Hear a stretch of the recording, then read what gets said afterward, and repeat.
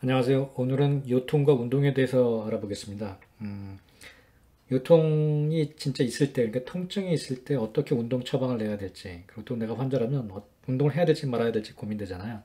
일단 극심하게 아프고, 특히 몸에 열이 있다든지, 이렇게 전반적으로 몸 상태에 이렇게 아픈 거, 염증 같은 게 느껴지면 하루 이틀 완벽하게 쉬시는 것을 보통 권합니다, 저는.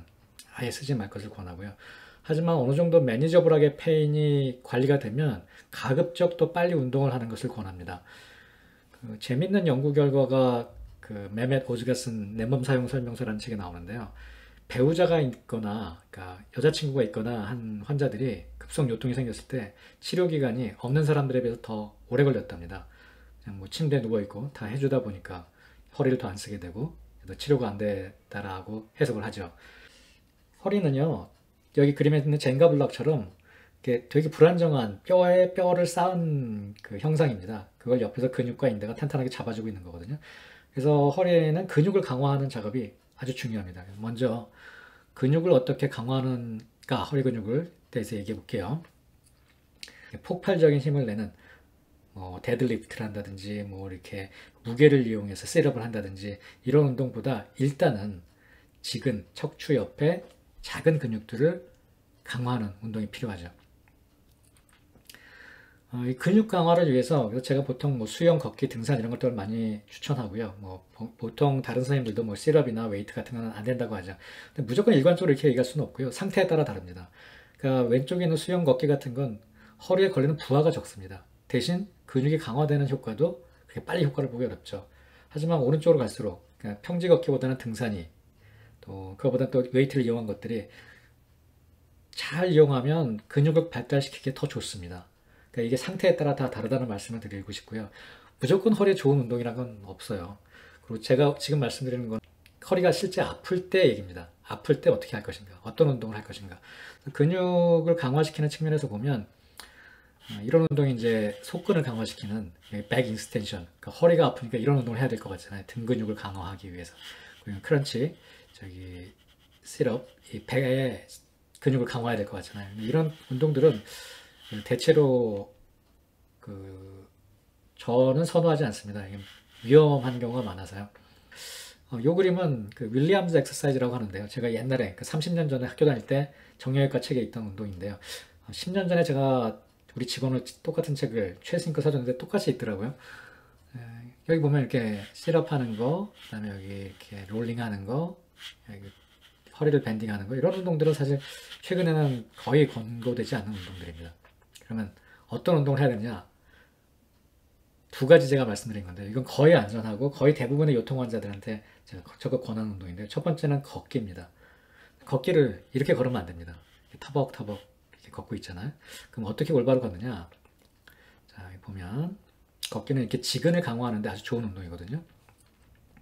그리고 이 코어 머슬들, 그러니까 허리를 다 감싸고 있는 그 근육들도 강화하는 데 아주 좋은 운동인데,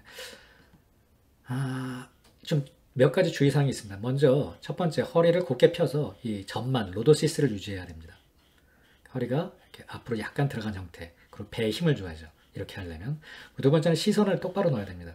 그 땅을 보거나 이게 주위에 뭐 가게나 이런 걸 보는 게 아니라 똑바로 보고 가급적이면 상상을 해서 혹은 길에서 지표를 삼아가지고 똑바로 쭉 걸어갈 수 있도록 하는 것이 가장 좋습니다. 그렇게 했을 때 허리 근육들도 허리 뼈도 가운데로 돌아오려는 이게 정렬하는 효과가 있습니다. 그다음에 세 번째는 이렇게 발 뒤꿈치를 이용해서 다리 근육을 사용하는 그러니까 모든 근육을 사용하는 걷기를 하셔야 됩니다. 그러니까 보폭을 좀 크게 하고 힘있게 행진하듯이. 그리고 네 번째는 제가 환자들 치료할 때도 늘 하는 말인데 팔을 많이 흔들게 합니다. 앞뒤로. 이게 힘차게 보폭을 유지하고 다리 근육을 사용하게 하는데 도움이 됩니다. 이렇게 리드미컬하게. 그래서 이런 식으로 요령을 가지고 좀 집중해서 통증이 느껴지지 않을 정도까지 좀 가급적 제가 많이 걷도록 시킵니다. 가능하게 되면. 이게 가장 중요한 걷는 요령이고요. 두 번째는 플랭크입니다. 요즘 많이들 하시죠? 플랭크는 이제 직접적으로 체중이 허리에 가해지지 않게 일단 안전하고요. 그러면서 이게 아이소메트릭 엑서사이즈, 즉 근육의 길이가 변하지 않는 운동이거든요. 지근을 강화하는 아주 좋은 운동입니다. 허리 주위의 근육들이 자세를 유지하도록. 근데 이것도 너무 힘을 주고 오래 하게 되면 여기 압력이 걸립니다. 그러니까 좀 젠틀하게 자기가 감당 가능한 범위 내에서 조금씩 자주 하는 것을 제가 권해드립니다. 플랭크는 조금씩 자주. 허리가 아플 땐, 머리가 안 아플 때는 뭐 한계점까지 하셔도 좋고요. 그 다음에 스트레칭, 신전 운동들인데요. 이제 허리가 아프면 신전 운동을 뭘 해야 되나 많이 물어보세요. 스트레칭 어떻게 해야 돼요? 뭐 해야 돼요? 근데 스트레칭을 시켜보면 좋을 때도 많지만 득보다 실이 많습니다. 되게 하다가 더 아프다고 해서 그런 경우가 많기 때문에 굉장히 제가 조심스럽고요. 두 가지, 이것도 근육 운동에서도 제가 걷기랑 플랭크 말씀드렸잖아요. 신전 운동에서도 제가 두 가지만 보통 말씀드립니다. 한 가지 기억하실 것은 이 신전 운동, 그러니까 스트레칭 했을 때 기분이 좋다고, 그러니까 편하다고, 시원하다고 해서 그게 항상 허리에 좋다라고 생각하시면 안 됩니다. 이게 별개일 수가 있습니다. 그리고 기분이 좋게 하다가 어느 순간 딱 하면서 이제 확 심해지거든요. 기분이 좋은 것과는 별개로 생각하십시오. 이거 가장 중요한 포인트고요.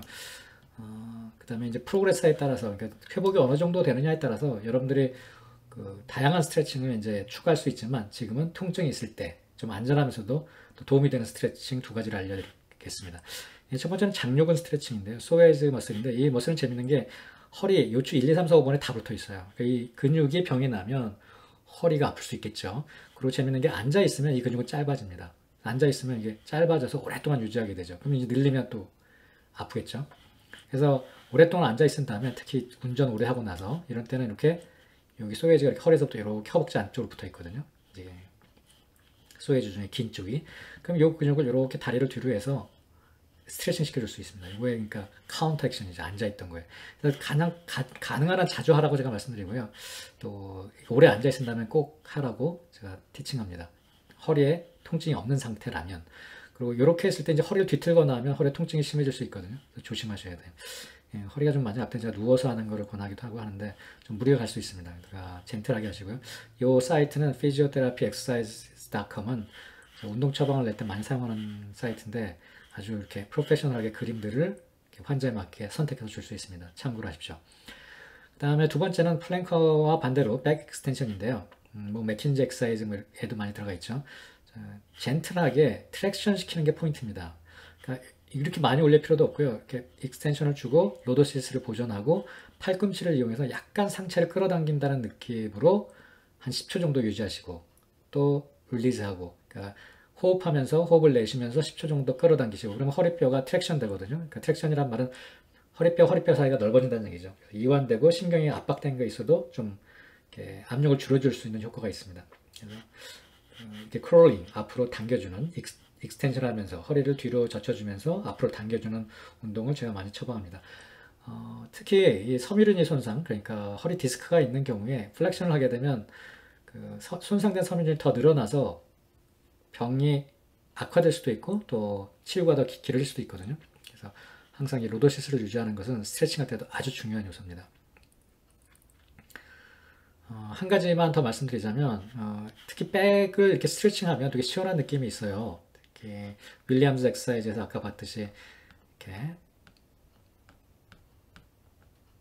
발목을 잡는 운동이라든지, 제가 말씀드린 게 시원한 거랑 치료랑은 별개거든요. 가급적 요통이 있다라면 모든 동작을 할 때 힙을 사용하셔야 됩니다. 그러니까 허리를 구부릴 때 힙도 사용하고 허리도 사용하거든요. 그러니까 힙을 사용하시고 허리는 가만 내두십시오. 이건 뭐 근육통이든 뭐 디스크이든 다 똑같이 적용되는 원리니까요.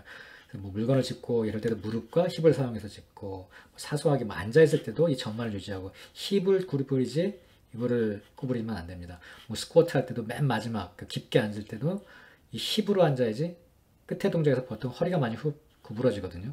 이런 것들이 다 허리를 잘 낫지 않게 하고 또 손상도 유발할 수 있는 동작이니까 기억해 두시기 바랍니다. 자, 제가 오늘 근력을 강화하는 운동 두 가지, 신전, 스트레칭하는 운동 두 가지 말씀드렸는데요. 정리해보면 이런 운동을 하지 마시고요. 이런 운동도 하지 마시고, 걷는 것은 허리 근육을 강화하는 최고로 좋은 운동이다. 그리고 안전하다. 걷는 데는 이렇게 똑바로 보면서 힘차게 걷는다. 두 번째는 체력이 허용하는 한에서 플랭크를 자주 한다. 이게 힘들면 무릎을 대도 좋다.